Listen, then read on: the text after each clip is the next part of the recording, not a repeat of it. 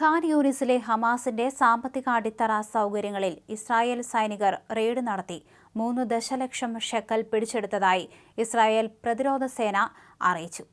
ഗസയിലെ രണ്ടാമത്തെ വലിയ നഗരമായ ഖാൻ യൂനിസ് ഹമാസ് നേതാവ് യഹ്യ സിൻവാറിന്റെ സ്വകാര്യ ശക്തി കേന്ദ്രത്തിലായിരുന്നു റെയ്ഡ് നടത്തിയത്.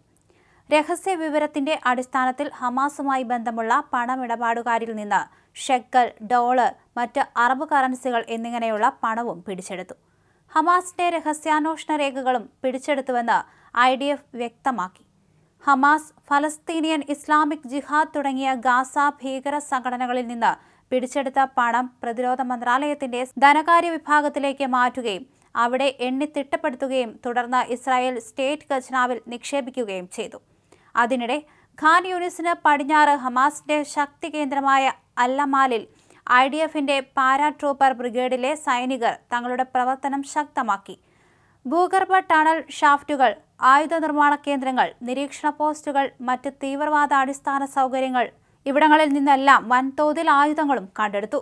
ഹമാസിന്റെ ഗസയിലെ മേധാവി യഹ്യ സിൻവാർ ഒളിത്താവളങ്ങളിൽ നിന്ന് ഒളിത്താവളങ്ങളിലേക്ക് നീങ്ങിക്കൊണ്ടിരിക്കുകയാണെന്ന് ഇസ്രായേൽ പ്രതിരോധ മന്ത്രി യോവ് ഗാലന്റ് പറഞ്ഞു. നേതാവിനിപ്പോൾ തന്റെ അനുയായികളുമായി ബന്ധപ്പെടാൻ ഒരു മാർഗവുമില്ലെന്നും യോവ് ഗാലന്റ് പരിഹസിച്ചു. ഒരു പ്രാദേശിക മാധ്യമത്തിന് നൽകിയ അഭിമുഖത്തിലാണ് യോവ് ഗാലന്റ് ഇക്കാര്യം പറഞ്ഞത്. ഗസയിൽ നേതാവായിരുന്ന യഹ്യ ഇന്ന് ഒളിച്ചോടി ഒരു തീവ്രവാദിയായി മാറിയിരിക്കുകയാണ്. ഒരു ഒളിത്താവളങ്ങളിൽ നിന്ന് മറ്റൊരു ഒളിത്താവളത്തിലേക്ക് അയാൾ മാറിക്കൊണ്ടേയിരിക്കുകയാണ്. പേടിച്ചോടുന്ന ഒരു തീവ്രവാദിയാണ് യഹ്യ. ഹമാസിലെ തന്റെ അനുയായികളുമായി ഇപ്പോൾ അയാൾക്ക് ആശയവിനിമയം പോലും നടത്താനാകുന്നില്ല എന്നാണ് ഗാലന്റ് പറഞ്ഞത്. എന്നാൽ യഹ്യ സിൻവാർ ഇപ്പോൾ എവിടെയാണെന്നതിനെക്കുറിച്ച് ഇസ്രായേൽ സേനയ്ക്ക് വിവരം ലഭിച്ചിട്ടുണ്ടോ എന്ന കാര്യം യോവ് ഗാലന്റ് വ്യക്തമാക്കിയിട്ടില്ല.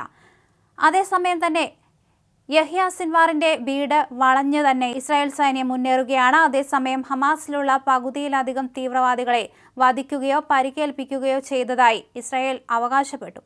പോരാട്ടത്തിൽ പൂർണ്ണമായ വിജയം നേടുമെന്നും മാസങ്ങൾക്കുള്ളിൽ തന്നെ ഈ പോരാട്ടം അവസാനിപ്പിക്കുമെന്നും ബെഞ്ചമിൻ നെതന്യാഹു പറഞ്ഞു. ഈ പോരാട്ടം വർഷങ്ങൾ നീണ്ടു നിൽക്കുമെന്നാണ് പ്രതീക്ഷിച്ചിരുന്നത്. എന്നാൽ അങ്ങനെയല്ല, മാസങ്ങൾക്കുള്ളിൽ തന്നെ ഇത് അവസാനിക്കും. ഹമാസ് ഭീകരരെ പരാജയപ്പെടുത്തി ഇസ്രായേൽ സൈന്യം വിജയകരമായി മുന്നോട്ടു പോവുകയാണെന്നും നെതന്യാഹു പറഞ്ഞു. യുദ്ധം പൂർണ്ണമായും നിർത്തുക, സൈന്യം ഗസ വിടുക എന്നീ ഹമാസ് നിർദ്ദേശങ്ങൾ സ്വീകാര്യമല്ലെന്ന് ലിക്കുഡ് പാർട്ടി യോഗത്തിൽ നെതന്യാഹു വ്യക്തമാക്കി. നേരത്തെയുള്ള വെടിനിർത്തൽ കരാറിന്റെ സ്വഭാവത്തിൽ അല്ലാതെയുള്ള കരാർ അംഗീകരിക്കില്ലെന്നും നെതന്യാഹു പറഞ്ഞു. ഹമാസിന്റെ ഭീഷണി അമർച്ച ചെയ്യാതെ പിറകോട്ടില്ലെന്നും ഇസ്രായേൽ പ്രതിരോധ മന്ത്രി അറിയിച്ചു. ഇസ്രായേൽ പാർലമെന്റിൽ നെതന്യാഹുവിന്റെ ഓഫീസിലേക്ക് വരുന്നതിൽ നിന്ന് ബന്ദികളുടെ ബന്ധുക്കൾക്ക് വിലക്ക് ഏർപ്പെടുത്തിയതായും ഇസ്രായേൽ മാധ്യമങ്ങൾ റിപ്പോർട്ട് ചെയ്തു. അതേസമയം ഗസയിൽ 4 മാസത്തേക്ക് വെടിനിർത്തൽ വേണമെന്ന് അമേരിക്ക നെതന്യാഹുവിനു മേൽ സമ്മർദ്ദം തുടരുന്നതായി ഇസ്രായേൽ ചാനൽ റിപ്പോർട്ട് ചെയ്തു. കഴിഞ്ഞ ദിവസം രാത്രി ചേർന്ന ഇസ്രായേൽ യുദ്ധകാര്യ മന്ത്രിസഭയിലും ഇക്കാര്യം ചർച്ചയായി. 4 മാസത്തെ വെടിനിർത്തൽ നിർദ്ദേശം മധ്യസ്ഥ റോളിലുള്ള ഖത്തറിന്റെയും ഈജിപ്തിന്റെയും പ്രതിനിധികൾ മുഖേന അമേരിക്ക ഹമാസിനും കൈമാറിയെന്നാണ് റിപ്പോർട്ട്. ഇക്കാര്യത്തിൽ ഹമാസിന്റെ പ്രതികരണം ഉടനുണ്ടാകുമെന്നാണ് സൂചന.